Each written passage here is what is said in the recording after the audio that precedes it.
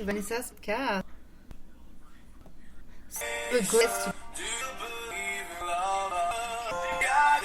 Alright, her name is Etinoff, and she's here with us. She's a real poem. Tell us a little bit about her story and discuss depression. Hey Nathanie, how are you today? To the show. Hi Vanessa, thank you for having me. I'm doing wonderful. So excited to be with you today. Yeah, so you are a poet, a vocalist, and you a performer. And you came from poverty, and you have achieved a lot. You have been sabotaged, and you had to start over and over in life many times. So you want to start reading. My big one.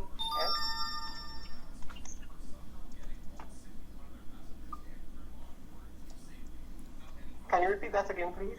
Oh, go ahead. If you want to start with a poem, and then we can talk some more.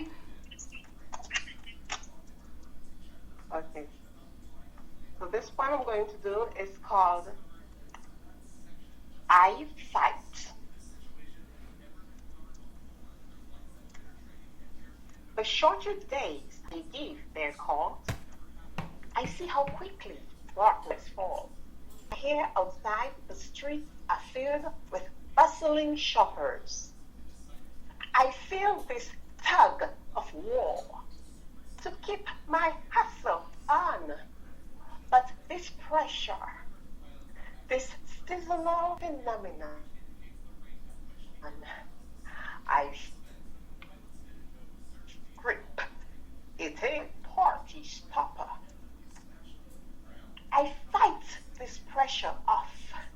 It's entangled with all kinds of stuff. Like huge hands on my head, I feel it pushing me into the earth's crust. What is this? Some kind of conspiracy? My head and heart say go, but my body is slow. Or is it because the temperatures are low? I refuse to let this change the quality of my performance. I fight. The cold sets into my joints, my body slows, my chest is tight. Then come the sniffles, the coughs, congestion. I can't take this light. I've got huge things inside. I fight. I fight from my waking hour to the moment my eyes are no longer open throughout the night. But to reply, I fight. Party stopper. Do you even know about my work ethics? Do you even care about the brutal schedules I undertake during the longer days? How I burn the candle from both ends and work myself to the bone? Squashing my momentum like this could never be right.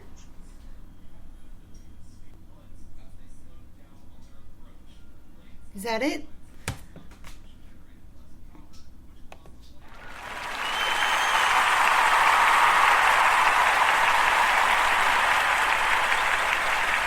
Wow, that was a beautiful performance.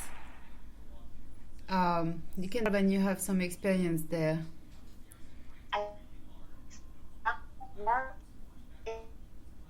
Is fun.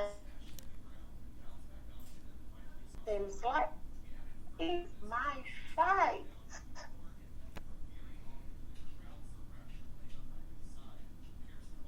Hey, you there?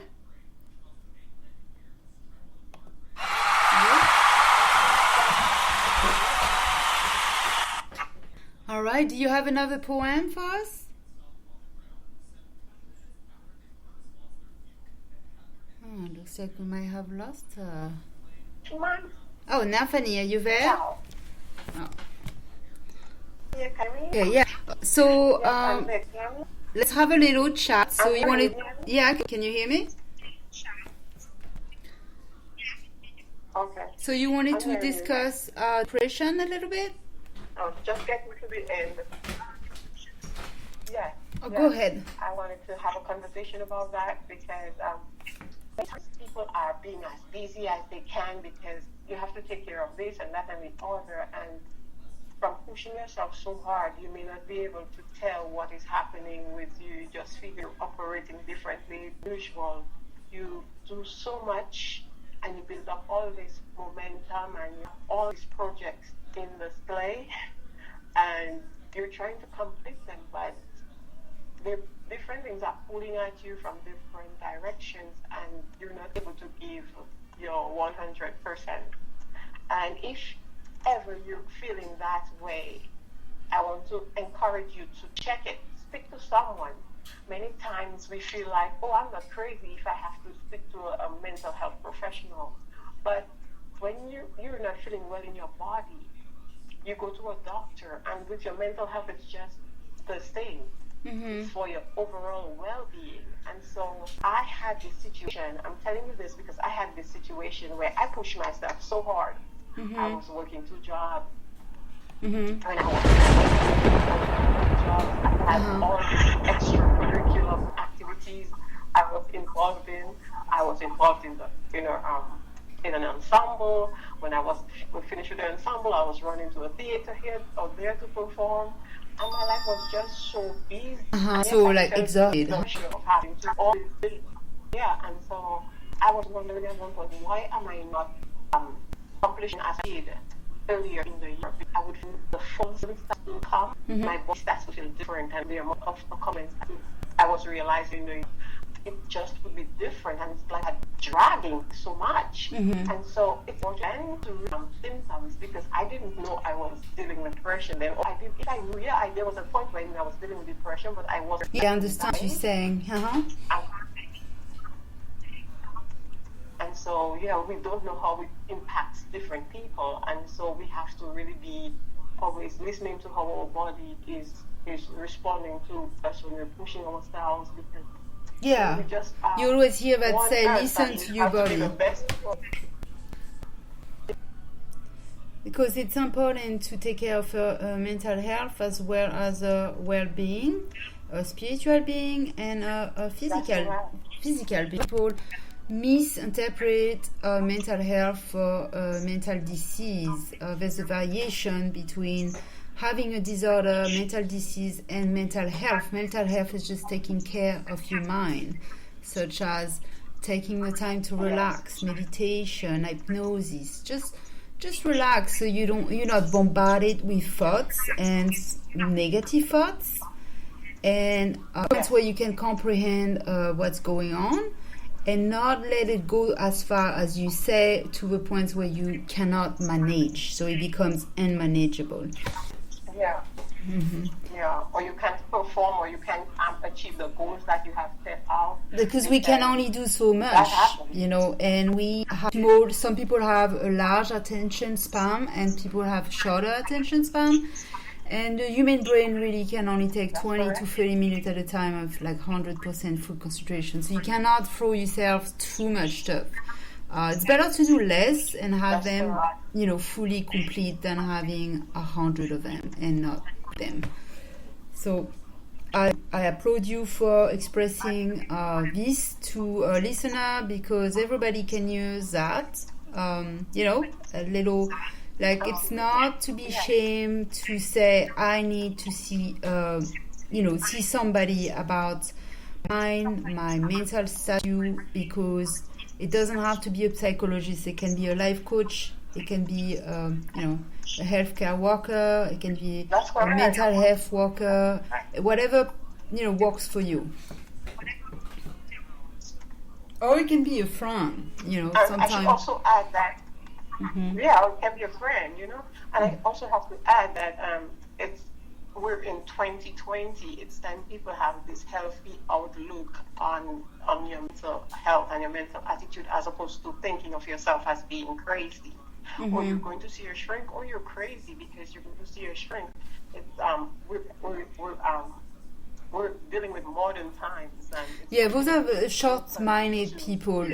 Short-minded people usually don't have compassion. They're not aware when they're reflecting the projection of what they see in people who are seeking help upon others, because they're not willing to assume their own emotions.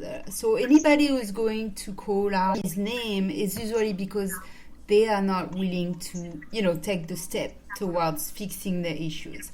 So it's not the people you want to hear or listen to, because their minds is usually very, infiltrated. So everybody has a situation with their mental health, and it's just important to spend the time giving ourselves that attention and self-care, so we can show up, better self for us around us. Absolutely, and I want to tell everybody, and I have an episode on that, lots of them, and that there's also a great episode on psychology at all with Kirk on mental health, and it's a wonderful episode, and you will learn a lot. So please, people, go check it out. And Nathanie, do you have another poem for us? Do you want to read? Yes, all right. I do. It's called. In fact, I'm thinking of doing a shorter poem because. Okay. I am aware that you may not have time. So. Yeah, it's kind of cracking up a little bit. Yeah. Okay, what it's called is My Voice. Okay. Considering all that's been happening since the death of George Floyd. Oh, okay. I once was assaulted, and so I had this situation where I lost my voice as a result. I had been asked by assailants to release me, and they would not, so I ended up losing my voice. I couldn't breathe at one point, so yes. So I want to do this I call It Is My Voice. Okay. My voice expresses my choice. It's my position when conversing with Lois. Like a flag, at appropriate times, I'll keep it hoist.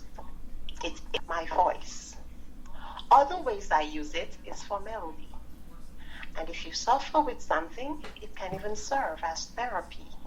It helps me feel peace, makes others feel calm. I get to raise my voice. Too many times I've gotten close to losing my voice. Never understood why other people wanted to deprive me from exercising that choice. Yet it did. The joy it was bringing. Beaten down and choked, left to a whisper. My body been put through a twister.